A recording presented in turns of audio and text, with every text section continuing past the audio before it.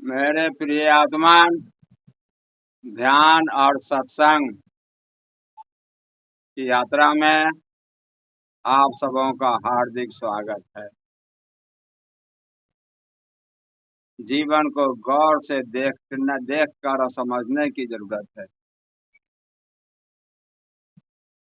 तेरा पल पल बीता जाए तो नाम भजन कर नटवर का। कौन सा भजन? नटवर हमारे अंदर गीत गा रहे हैं, हम उनके भजन में कैसे रुचि ले, या गुरु हमें बताता, या मार्ग हमें गुरु देता है। इसीलिए कहा है कि गुरु मार्ग है। जीवन क्षण प्रतिक्षण एक बहती हुई धारा है। इस धारा में हम अपने को कैसे सचेत कर लें, इस धारा में हम अपने आप को कैसे समझ लें कि मैं कौन हूँ। और बड़े भाग्यशाली लोग के जीवन में कोई पूरा गुरु मिलता जो भीतर की यात्रा करा देता। आप खुली आंख से देखिए, कुछ लोग मंदिर में जाकर अटक गए, 50% लोग उसमें से शास्त्र में जाकर के अटकते हैं।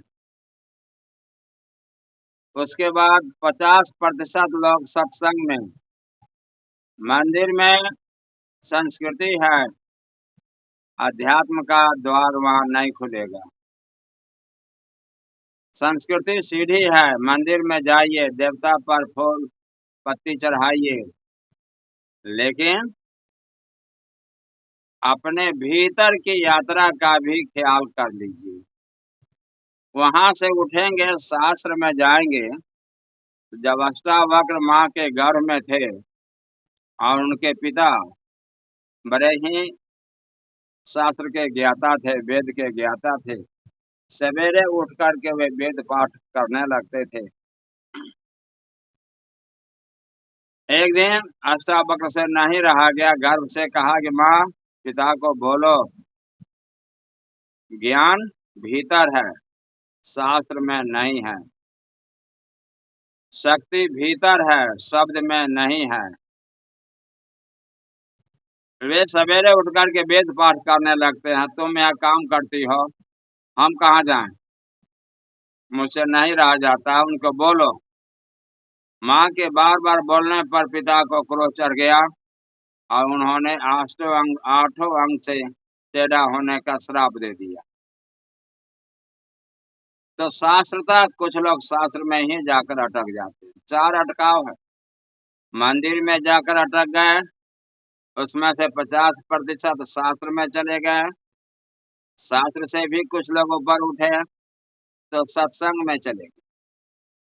अब सत्संग में गए, सत्संग का स्वाद लिए, लेकिन फिर वहां से ऊपर नहीं उठे। फिर वहां से कुछ लोग उठते हैं तो गुरु के पास चले गए। गुरु अंतिम अटकाव है। गुरु ने मंत्र दिया, कुछ लोग मंत्र जाप करने लगते हैं। गुरु ने पहला कदम समझकर मंत्र जाप दिया था और हम अंतिम कदम समझ करके उसको अपने जीवन में ले लिए। यही हमारा अटकाव हो जाता।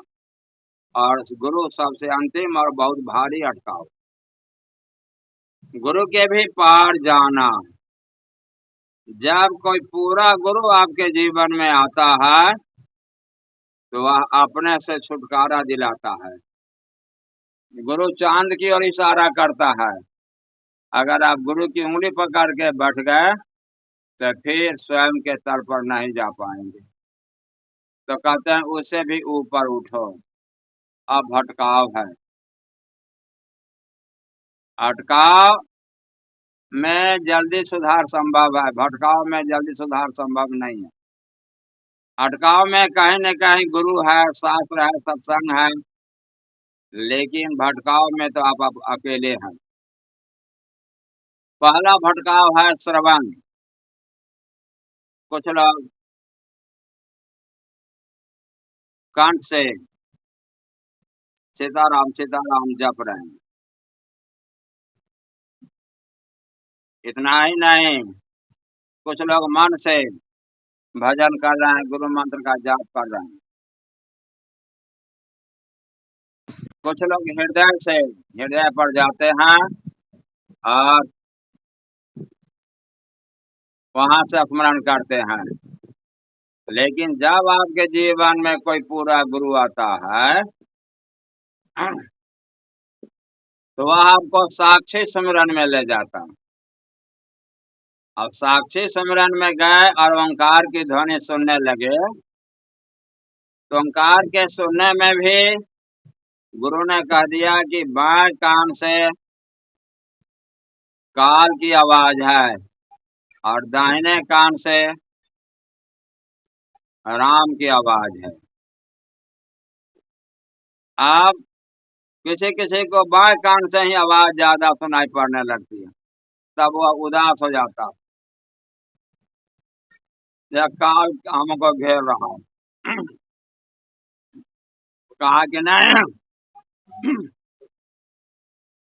किसी से डरने की बात नहीं है, चाहे काल की आवाज हो चाहे राम की आवाज हो, सत्संग में आप रुचि लीजिए। धीरे धीरे काल की आवाज समाप्त हो जाएगी और दाहिने कान से आवाज अस्थायित्व को ग्रहण कर लेगा। इसलिए श्रवण जो है पहला भटकाव है, उसके भी पार जाना। श्रवण के बाद होता है कि सुमिरन, भगवत भजन कर रहे हैं। भगवत भजन में ख्याल रखेंगे, गुरु मंत्र का जाप करना, किसी देवी देवता का जाप करना बुरा नहीं है, लेकिन इसके पार जाओ। प्रथम पद है देवी देवा, दूजे तीजे नियम आचारा, तीजे पद में सब जग उलझा, चौथा अपरंपार। चौथा ओंकार है। साक्षी सिमरन में जैसे ही आप जाते हैं तो निर्विचार अवस्था में ओंकार को सुनना और उसमें रुचि लेना, उससे अपना तादात्म्य जोड़ना, उससे प्रेम करना, यह बड़ा महत्व रखता है। क्योंकि ओंकार से जैसे ही आपका तादात्म्य हुआ, बार बार ओंकार की याद आ जाना, इसलिए कि स्वयं से प्यार करने में समय लगता है। देखने में तो बड़ा कठिन आसान लगता है, चलो ओंकार सुन लिया, लेकिन निर्विचार अवस्था में जाकर के ओंकार को सुनना, यह हमारा जो है इसमें काफी ऊर्जा की जरूरत है। इसके ऊपर में है समाधि में भी भटकाव हो जाता। कुछ लोग समाधि में प्रवेश कर गए, लेकिन जिस तरह से पौधे को बार बार सींचना पड़ता है, तो समाधि में जाकर भी बहुत से लोग नीचे गिर जाते हैं और समाधि की यात्रा में एक बार घटित हो जाने के बाद में सोचते हैं कि चलो अब क्या समाधि तो मिल गई, लेकिन नहीं, प्रतिदिन समाधि में जाने की जरूरत है, प्रतिदिन समाधि में डूबने की जरूरत है। और अंतिम भटकाव है अहंकार। ज्ञान का भी अहंकार होता है, समाधि का भी अहंकार होता है। हम इस तल के लोग हो गए, लेकिन ख्याल कर लेंगे इसको, मन बड़ा सूक्ष्म है। या झूठा केंद्र बना लेगा अगर आप आत्मस्मरण में नहीं जीते हैं, आत्मस्मरण से अपनी यात्रा नहीं करते हैं, ओंकार के तल से अपनी यात्रा नहीं करते हैं। आप जैसे ही ओंकार का ज्ञान प्राप्त करते हैं, तो यह हमेशा अनुभव कीजिए सब कुछ ओंकार कर रहा है और कर्तापन के भाव से मुक्त होने का प्रयास करेंगे। और यह तभी होगा कि समझ ही पड़े जब ध्यान करें। जीवन में 5 मिनट के लिए निर्विचार अवस्था में जाकर ओंकार को सुनना। जब जब खाली समय मिले तो अपने से मिलने का एक मौका ढूंढ लेना। और एक समय आएगा कि लगातार ओंकार की ध्वनि आप सुनने लगेंगे, क्योंकि जो भी आप विचार करते हैं यह दूसरे का जूठन है, दूसरे की धूल है। आपका अपना क्या है? अपना तो सिर्फ मौन है। निर्विचार अवस्था में ओंकार को सुनना, यही सिर्फ आपका अपना है। क्योंकि मेरा विचार, मैंपन, मुझपन, चैतन्य, प्रतिभा, मेधा, ये सब आंतरिक इंद्रियां हैं और इनके सहारे आप स्वयं के तल पर जाकर के अपने को निर्मल करते हैं। निर्मल मन जन सो मोहि पावा, मोहि कपट छल छिद्र न भावा। निर्मल का मतलब क्या हो गया? निर्विचार अवस्था में ओंकार को सुनना गोविंद से मिलना होता। स्वयं से मिलना ही नहीं है, गोविंद से भी मिलना होता। गोविंद से आप इस रूप में मिलते हैं कि ओम इति ब्रह्मा, ओम ब्रह्म है। संगत सो जरि जान चर्चा नाम की, दुल्हा बिन बारात कहो किस काम की। वह सत्संग किस काम का है? जिसमें ओंकार की चर्चा ना हो, जिसमें ओंकार की साधना का संकेत ना हो। और ख्याल कर लेंगे, शरीर दूसरे को छूने के लिए, दूसरे को स्पर्श करने के लिए है, लेकिन ओंकार स्वयं को छूने के लिए, स्वयं को स्पर्श करने के लिए। जब आप स्वयं के तल पर जाते हैं और ओंकार में डूबते हैं तो देखिएगा वहां पर बड़ी शांति का अनुभव होता है, बहुत आनंद का अनुभव होता है। क्योंकि वहां पर आपकी सारी ऊर्जा केंद्रभूत रहती है, भीतर में रहती है। और सारी इंद्रियां, काम, क्रोध, लोभ, मोह, ईर्ष्या, द्वेष, ये भी अपने अपने केंद्र पर चले जाते हैं। तो ऐसी परिस्थिति में आवश्यक है कि हम अपने केंद्र पर जाकर के ओंकार को सुने और ओंकार में डूबने का एक आनंद ले सके। साथ ही यह भी जरूरी है कि जैसे ही आप ओंकार के तल पर जाते हैं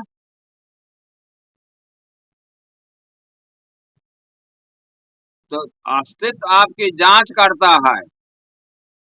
अस्तित्व यह देखता है कि यह आदमी इस अंतिम पवित्रतम तल पर ठहरने में सक्षम है या कि नहीं है। उस अंतिम तल पर जाने के लिए एकमात्र उपाय है ध्यान। ध्यान से आत्मा का स्नान होता है, हम अपने समग्र रूप में आते हैं, क्षुद्र से विराट रूप में जाते हैं। शरीर के तल पर हम टुकड़े टुकड़े में विचार के सहारे बटे रहते हैं, लेकिन जब ध्यान के तल पर जाते हैं तो संपूर्ण सृष्टि में हम अपने आप को बिल्कुल अकेले ही देखते हैं। अकेले देखते हैं इस मामले में कि मुझे मेरी मस्ती कहाँ लेके आई कि मेरे सिवा कहीं कुछ नहीं। और यह भी ख्याल करेंगे, जब ध्यान आप करेंगे तो छठदम शील विरति बहु कर्मा निरत निरंतर सज्जन धर्म।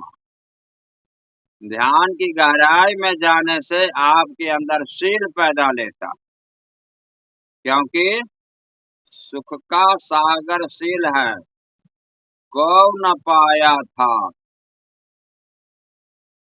शब्द बिना साधु नहीं, द्रव्य बिना नहीं साधु। कबीरदास जी कहते हैं कि जीवन में सुख चाहते हो तो ध्यान में उतरो। इससे आपके अंदर जो है जीवन का सर्वोत्तम गुण क्या होता है, तो शील के सहारे वह प्रकट होता। वैसी परिस्थिति में ध्यान के सहारे शून्य में जाकर अपने अंतःकरण में ओंकार में डूबने से संपूर्ण सृष्टि के प्रति आपका प्रेम जगता। प्रेम प्रेम सब कोई कहे, प्रेम न चिन्ह है कोई, अजहि प्रेम से हरि जी मिले, प्रेम कही जय सोई। यह प्रेम जो आपके अंदर पैदा लेगा, इस प्रेम में मांग नहीं है। जिस प्रेम में वासना है, मांग है, मेरी इच्छा कोई दूसरा पूरी कर दे, वह प्रेम वासना से ग्रसित है।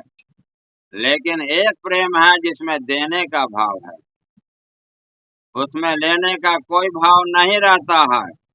तो कहते हैं कि जिसने शून्य में जाकर के केंद्र से अपने को जोड़ा, वहां क्या देखा? साक्षी के तल पर जाते ही आप देख लेते हैं कि यह तल सबका एक है। ध्यान का तल सबका एक है, समाधि का तल सबका एक है, शून्य का तल सबका एक है, आत्मा का तल सबका एक है, सिमरन का तल एक है। इसीलिए कृष्ण कहते हैं एको अहम द्वितीयो नास्ति, एक ही मैं हूँ, दुनिया में दूसरा कुछ नहीं। और यह सब परमात्मा की लीला है। भिन्न भिन्न शरीर के माध्यम से परमात्मा भिन्न भिन्न तरह की लीला करते हैं। कहते हैं कि जो अपने प्राणों से जुड़ गया, पहली दफा जिसने जाना कि मैं शरीर ही नहीं हूँ, मैं तो भीतर का केंद्र पर स्थित ओंकार हूँ, भीतर के केंद्र पर स्थित निर्विचार में हूँ। और धीरे धीरे अब उसके तल से शील पैदा लेता। इसलिए जिसके अंदर शील पैदा लिया, अब वह चरित्र से ऊपर हो गया। चरित्र है जो दूसरों से हम पर थोपा गया, हम दूसरों का अनुकरण करते हैं। और शील है अपने भीतर के अंतःकरण से जो संकेत मिलता है, हम उस पर चलते हैं। इसलिए संतों की दुनिया एक अलग होती है। राज सत्ता की दुनिया अलग होती है और अपराधी की दुनिया अलग होती है। तीन तरह के लोग, राज सत्ता समाज के द्वारा बनाए गए नियम का अनुसरण करना है, हमारे प्रतिनिधियों के द्वारा बनाए गए नियम का अनुसरण करना है। लेकिन अपराधी इस नियम के विरोध में चलता है और संत इस दोनों से अलग हट करके अपने भीतर के संकेत पर चलता है। इसीलिए जो भीतर के संकेत पर चलता है, तो वहां जो सुख शांति है, वहां जो आनंद है, संग रतो योग रतो व भोग रतो व संग रतो व संग विहीना ब्रह्म निरमते चित्तम जस्य नंदति नंदति नंदति। शंकराचार्य कहते हैं योग करो या भोग करो, समूह में रहो या अकेले रहो, लेकिन ओंकार में जिसका चित्त रमन करता है, ओंकार में जो अपनी रुचि लेता है, तो कहते हैं ऐसा आनंद कहीं नहीं है, कहीं नहीं है, कहीं नहीं। और उससे भी बढ़ करके यह देखेंगे कि इस संसार में जिसके पास समझ है, तो दे धरे को दंड है, सबका हो को होए, अज्ञानी भुगते समझकर, अज्ञानी भुगते रोए। जब हम कुछ नहीं करते हैं, कर्तापन का भाव हमारे अंदर नहीं है, क्योंकि मैं शरीर नहीं हूँ, शरीर से किया गया पाप पुण्य मेरा नहीं है। मैं मन नहीं हूँ, मन से किया गया पाप पुण्य मेरा नहीं है। इसलिए ओंकार के तल पर जैसे ही आप जाते हैं, ओंकार में रुचि रखते हैं, ओंकार की साधना करते हैं, तो सुखस्य दुखस्य न को अभिदाता, व्यास जी कहते हैं हमें सुख और दुख दूसरा कोई नहीं दे सकता। परो ददाति मूढ़ चेता, कोई मुझे सुख और दुख देता है ऐसा मूर्ख लोग सोचते हैं। अहम करोमि इति मिथ्या अभिमानम, मैं कुछ करता हूँ यही अभिमान है। क्योंकि जब सांस हम नहीं ले सकते हैं, हृदय हमारे अनुसार नहीं धड़क सकता है, हम कुछ कर कैसे लेंगे। स्वकर्म सूत्र ग्रथितो ही लोग, जैसे ही कर्तापन का भाव आया कि कर्म बंध आप पर लगा, और कर्म बंध का दंड मिलता है, और आवागमन के चक्कर में आपको पड़ना पड़ता है। ओंकार के तल पर जैसे ही जाते हैं तो आपको अमृत का स्वाद मिलता है। अमृत का नाम आप लोग सुनते हैं, बुझते हैं देवता लोगों को अमृत दे दिया गया, वहां अमृत नहीं है। ओंकार के तल पर निर्विचार अवस्था में जो आनंद मिलता है यह अमृत है। इसीलिए ध्यान में, ध्यान का एक आयाम है अमृत का स्वाद, अमृत का आनंद। आत्मा का एक आनंद है अमृत। आत्मा के तल पर जाते हैं, निर्विचार अवस्था में ओंकार के तल पर जाते हैं, तो हमें अमृत का स्वाद मिलता है, अमृत का आनंद मिलता है। वैसी परिस्थिति में इतना ख्याल रखना है हमारे अंदर कि जागो, होश साधो, होश। होश क्या साधना? ज्यादा से ज्यादा अपने को मौन रखने का उपाय और ओंकार सुनने का उपाय। जितना जरूरत है उतना भर कहीं बोले, अनावश्यक रूप से विवाद में भाग नहीं ले, तर्क और बहस में भाग नहीं ले, राजनीति में भाग नहीं ले। हम अपने हिस्से का काम जो करना चाहते हैं वह कर देंगे, समाज को सुंदर बनाने का जो काम है वह कर देंगे, लेकिन इतना ख्याल रखेंगे कि जगत है रैन का सपना, समझ दिल कोई नहीं अपना। हम सबके सहयोगी हैं, सब मेरा सहयोगी है, लेकिन जीवन बिल्कुल अकेले की यात्रा है, और अकेले का अनुभव हम ध्यान में ही कर सकते, ओंकार के तल पर ही कर सकते हैं। परिधि से केंद्र पर जाना, शरीर के पार, मन के पार, विचारों के पार, भावों के पार जब अपने भीतर के ओंकार के तल पर जाते हैं, तब हमारे अंदर अमृत का स्वाद मिलता। ऐसी परिस्थिति में हम देखते हैं कि सबे सयाने एक मत, सबकी एक ही जात, जिन जाना तिन कर गए, सबकी एक ही बात। आप हम जिस समाज में रहते हैं, यहाँ भारत भूमि है, सब यहाँ ब्रह्म ज्ञानी है अपने को कहेगा, लेकिन कसौटी क्या है? कसौटी है कि जो ओंकार की चर्चा करे, ओंकार में हमें डुबा दे, ओंकार का मार्ग दे, नाम बिना नहीं निस्तारा, कबहु न पहुँचे पार। ओंकार के बिना हम शरीर के पार नहीं जाते। इसलिए सारे संतों ने कहा कि अब न रहा माटी के घर में, अब मिली जाय रहब मैं हरि में। देखिएगा मिलाकर,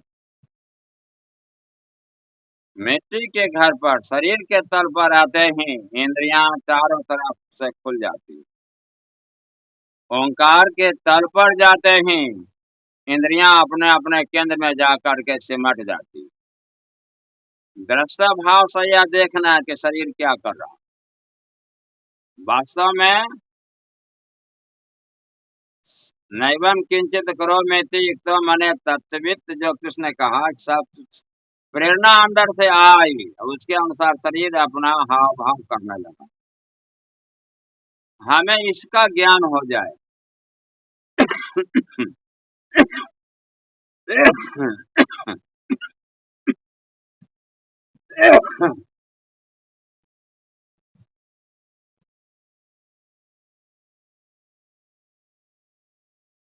इसका ज्ञान हो जाए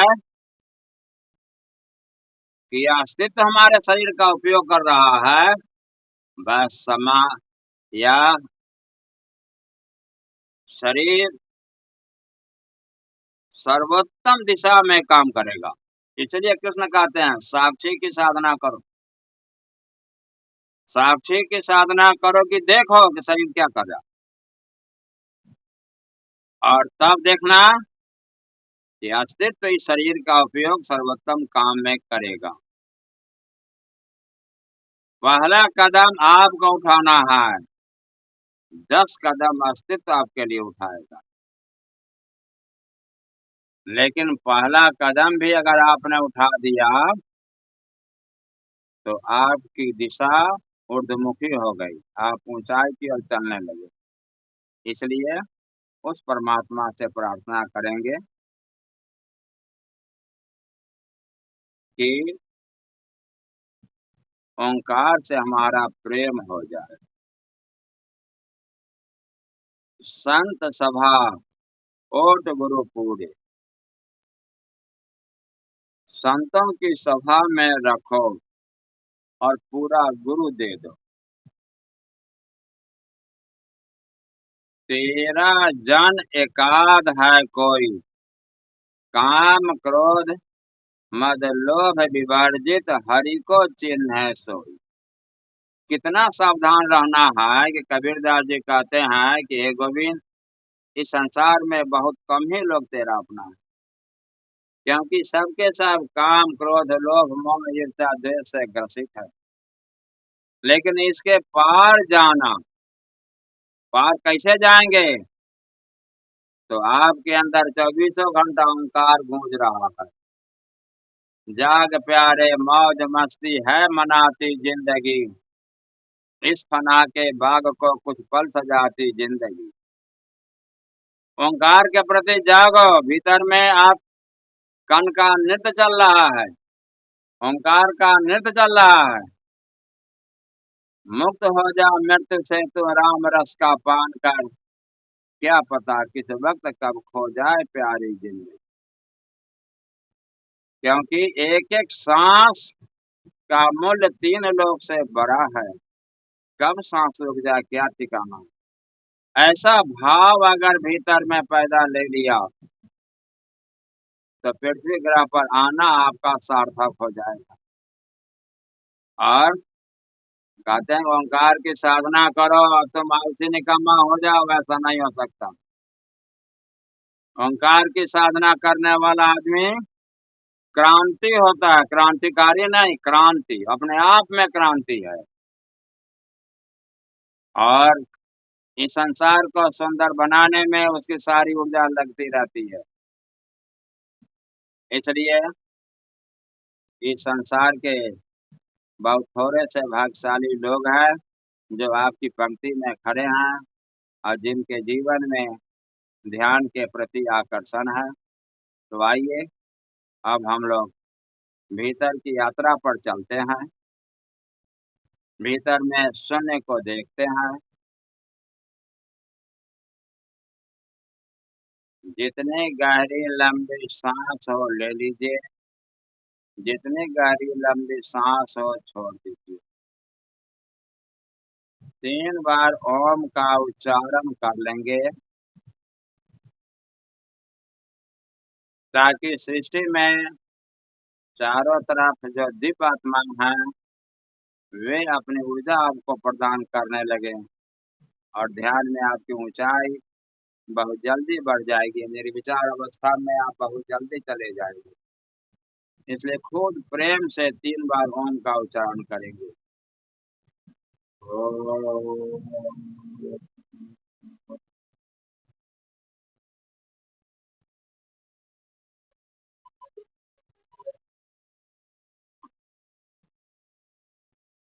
ओम।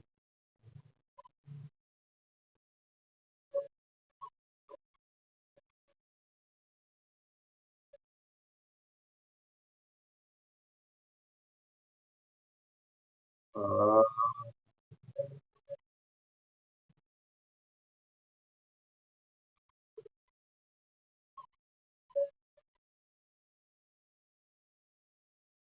आँख पर कोई पट्टी और रुमाल हो तो बांध लेंगे। अंगूठा और तर्जनी के शीर्ष को मिला लेंगे। मेरे प्रियतम को भाता है तम के पर्दे से आना, और नद की दीपावलियां तू क्षण भर को बुझ जाना। भीतर के प्रकाश में जाने के लिए बाहर के प्रकाश से छुट्टी लेनी पड़ती।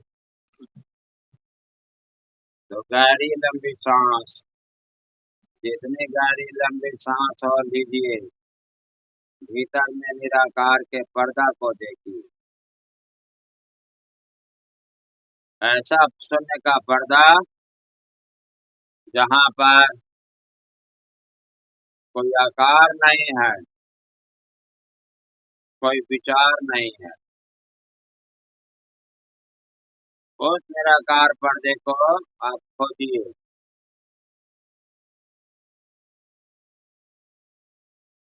जितनी गहरी लंबी सांस चलेगी उतना ही अधिक निर्विचार अवस्था में आप जाएंगे।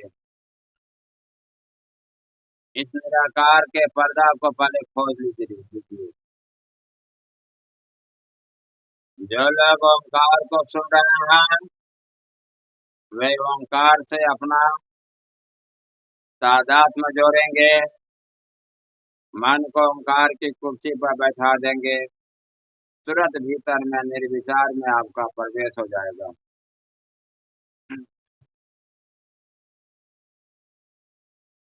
निराकार के पर्दा को ढूंढिए।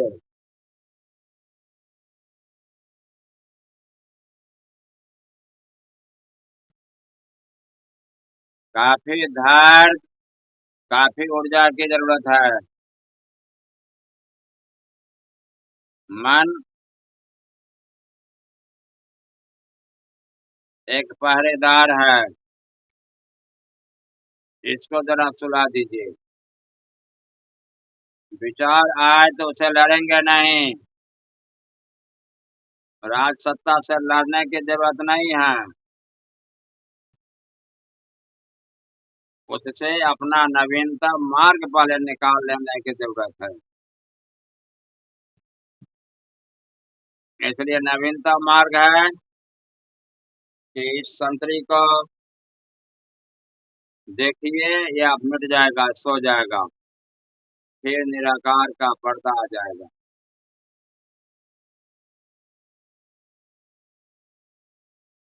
ओंकार की डोरी पकड़ कर भीतर में घुसेंगे और जल्दी निर्विचार अवस्था में चले जाएंगे।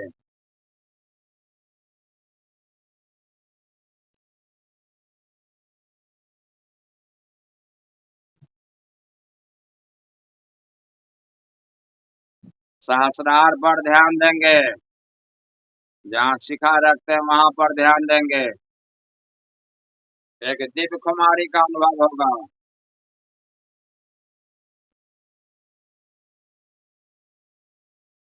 इतना ही समय आपके जीवन के लिए सार्थक होगा। किसी जन्म में पुण्य किए हैं जो यह अवधि आपके जीवन में उतरी है।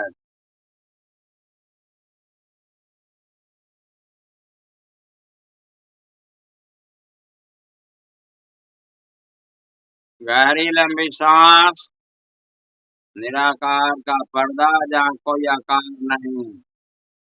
उस महाशून्य में देखिए कितना बड़ा शून्य है। बाहर के आकाश में क्षितिज है, भीतर के आकाश में कोई क्षितिज नहीं है। बाहर के आकाश से घटाकाश और विशाल है, और यह आपका अपना घर।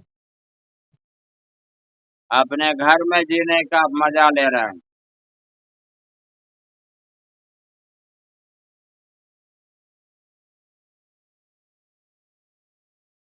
सांस को खींच कर अब रोकेंगे। अंत कुंभक।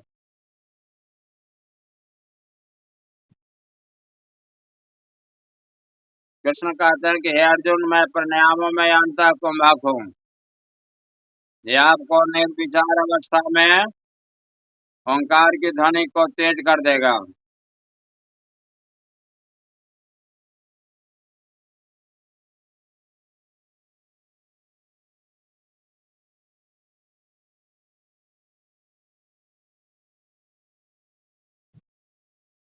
सांस खींच करके रोकिए और खोजिए, भीतर में ढूंढना पड़ता है। यहाँ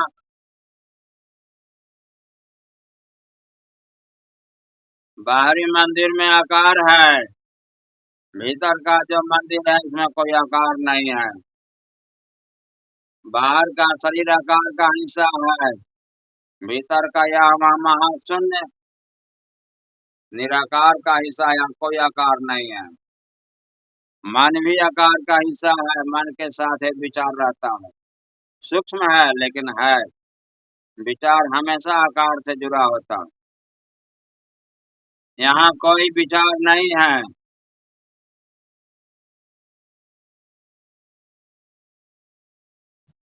ओंकार अचल है, प्रकृति के कण कण में यह गूंज रहा है। पत्थर में यह ओंकार सोया हुआ है, सजीव में यह जगा हुआ है।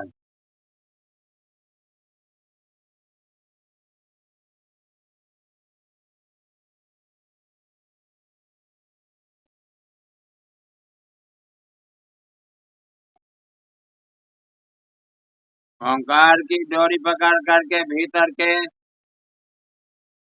महाशून्य में, क्षीर सागर में प्रवेश करेंगे। आत्मकण के नृत्य का मजा लेंगे। इलेक्ट्रॉन प्रोटॉन का नृत्य चल रहा है। बाहर में स्त्री और पुरुष अलग अलग आकार पैदा करते हैं, वासना पैदा करते हैं। भीतर का स्त्री पुरुष एक है, इलेक्ट्रॉन प्रोटॉन का नृत्य है। इस नृत्य में निकलता हुआ प्रकाश ऊर्जा है, जिससे सृष्टि संचालित होती है। आप उस महान ऊर्जा में अपने को समर्पित किए हुए हैं। ब्रह्म हमारी जात है, माता पिता है राम, गिरा हमारा शून्य में, अनहद में विश्राम।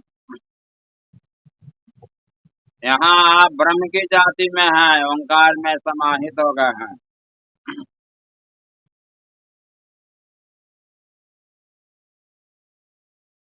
यहाँ माता पिता अलग नहीं है, माता पिता एकमात्र राम ओंकार के रूप में है।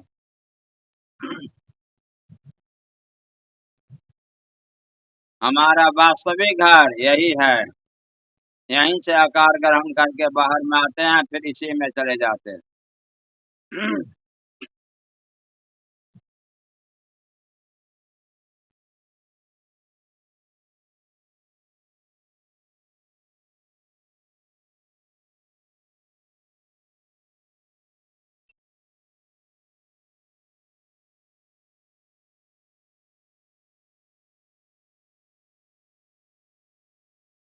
कितना विराट हो गए हैं आप। अपना विराट रूप देख लीजिए। वास्तविक विश्राम इसी ओंकार के तल पर है, अनहद में विश्राम। ओंकार में घुस गए, वास्तविक शांति मिल गई, आनंद मिल गया, अमृत मिल गया।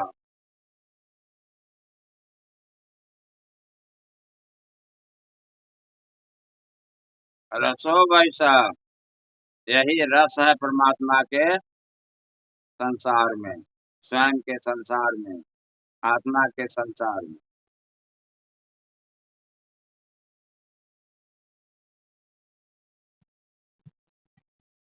बाय कुंभक, अब सांस को बाहर फेंक करके रोक दीजिए। बहुत जल्दी निर्विचार अवस्था में आएंगे। यहाँ खोजिए भीतर में कोई वासना है, कोई वासना की चाह है, खोजिए यहाँ पर। काम क्रोध लोभ मोह ईर्ष्या द्वेष कहीं है, आप सबके पार हैं, वासनाओं के पार हैं। देखिए यहाँ आपकी मांग गिर गई है। जिसको कुछ नहीं चाहिए वही साहन साहब। भीतर के ओंकार के तल का स्वाद लीजिए। पायो जी मैंने राम रतन धन पायो। यह ओंकार का जो स्वर है यही राम रतन धन है। वस्तु अमोलक दियो मेरे सदगुरु कृपा करी अपनायो। यह ओंकार का ज्ञान सदगुरु ही दे पाते हैं, बिना गुरु का ओंकार का ज्ञान नहीं होता, शास्त्र से ओंकार का ज्ञान नहीं होता। इसीलिए कहते हैं जीवित सदगुरु चाहिए। मेरे गुरु ने पकड़ी बांह, नहीं तो मैं बह जाता। शिष्य गुरु की खोज नहीं करता है, गुरु ही शिष्य की खोज करता है। गुरु बार बार जन्म जन्मांतर से सोए हुए शिष्यों को जगाता है। वे लोग भाग्यशाली हैं जिनके जीवन में कोई सदगुरु है, कोई आचार्य है जो उन्हें बार बार जगा रहा है। इसलिए जागो, एकमात्र जागो, स्वयं के प्रति जागो। बाय कुंभक, सांस को बाहर फेंक दीजिए, कुछ रोक करके देखिए। निर्विचार अवस्था में वासनाओं के आप पार रहेंगे।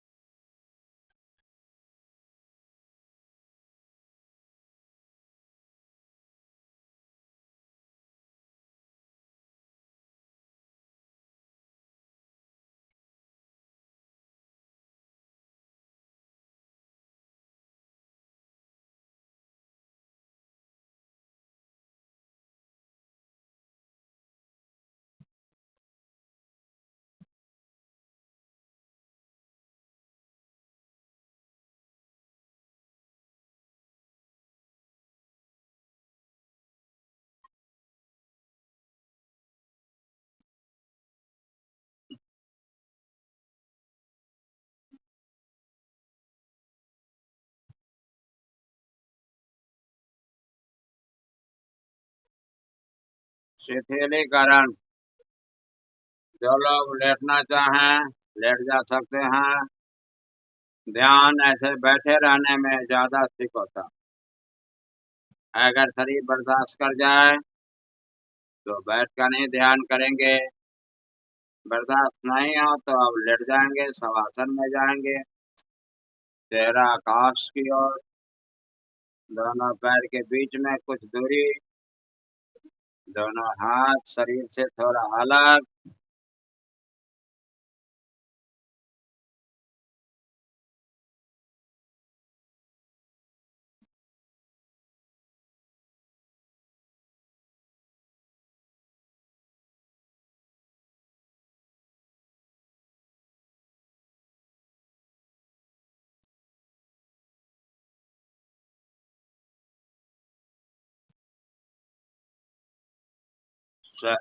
शरीर के प्रति साक्षी हो जाए, देखे अपने शरीर को, दो कण आपस में मिले इतना बड़ा हुए और फिर यह शरीर एक दिन मिट जाता है। ध्यान जीवित मृत्यु है, जीवित मरिया भवजल तरिया, जीते जी मरने की कला सीख लीजिए, मृत्यु का भय मिट जाएगा, अमृत का स्वाद मिल जाएगा, यमराज आपके पास नहीं आएगा, विष्णु लोक से संत लोग आवेंगे। ओंकार की साधना करने वाले के पास यमराज नहीं जाते, वह महा जीवन के चक्र से बच जाता, आवागमन के चक्र से बच जाता है। इसको निर्वाण कहते हैं, मोक्ष कहते हैं, अद्वैत अब दो नहीं, कैवल्य सिर्फ एक, सहज जो साथ में ओंकार ही जन्मा है। बचपन में भी ओंकार का स्वाद एक ही था, जवानी में भी एक, बुढ़ापे में भी एक, मृत्यु के बाद भी एक, यह अद्वैत है। भीतर का शून्य यह आपका अपना है, यह मौन आपका अपना है, यह किसी का उधार नहीं है। अभी आप न भूत में है न भविष्य में है, वर्तमान ब्रह्म का हिस्सा होता है। वर्तमान में ठहरना बड़ा कठिन है, लेकिन ध्यान में ओंकार में वह शक्ति है कि घड़ी की सुई ठहर जाती। यहाँ समय शून्यता की स्थिति है और अहंकार शून्यता की स्थिति है। अहंकार शून्यता में आत्मा के दर्शन होते हैं, समय शून्यता में ब्रह्म के दर्शन होते हैं। इसलिए शरीर के प्रति साक्षी हो जाए, शरीर शिथिल हो रहा है।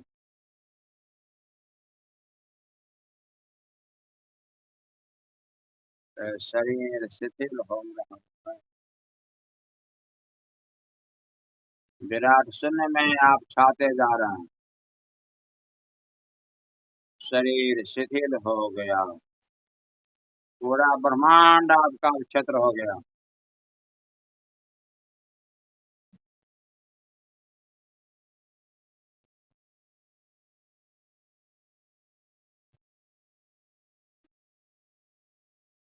मन शांत हो रहा है,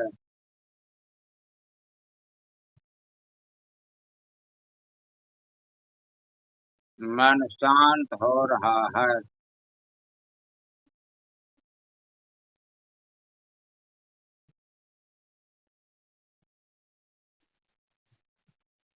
मन शांत हो गया। देखिए पूरे ब्रह्मांड में आपका ही फैलाव है, इसलिए कहते हैं ब्रह्म हमारी जात है। आप ब्रह्म के तल पर हैं, यही शून्य आपका अपना घर है। ओंकार में आप विश्राम कर रहे हैं, सिमरन मेरा हरि करे मैं पाया विश्राम। स्वयं कृष्ण बांसुरी बजा रहे हैं, आप तो लगातार सुन रहे हैं।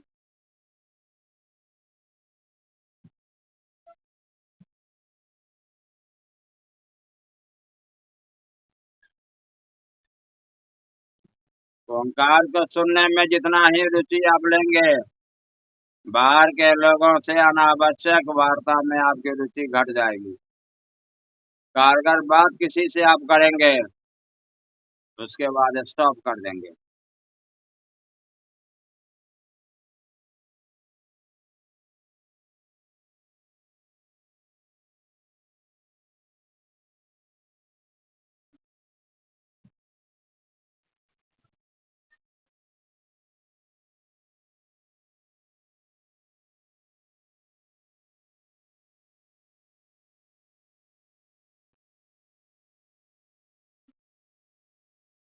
ओंकार का स्वाद ऐसा दिव्य स्वाद है,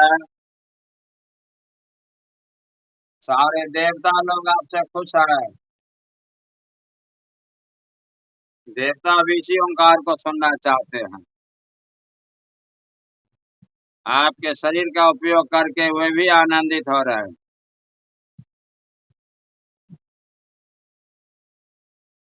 देवता से सहयोग लेने की जरूरत है, उनको नमन करेंगे, वे आपका सहयोग करेंगे, अनावश्यक विचार नहीं भेजेंगे।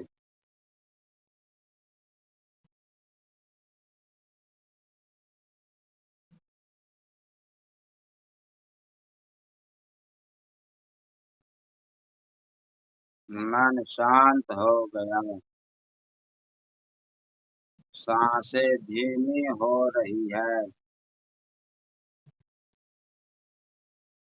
समाधि की स्थिति में सांस बिल्कुल धीमी हो जाती है।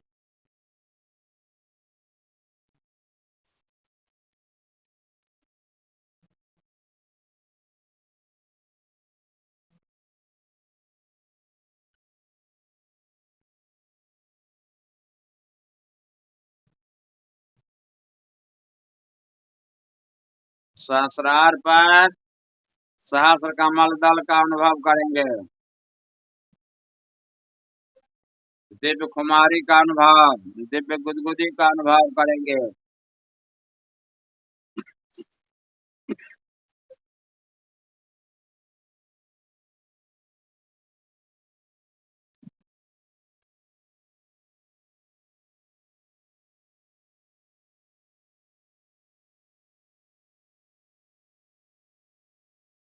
सांसें धीमी हो गई।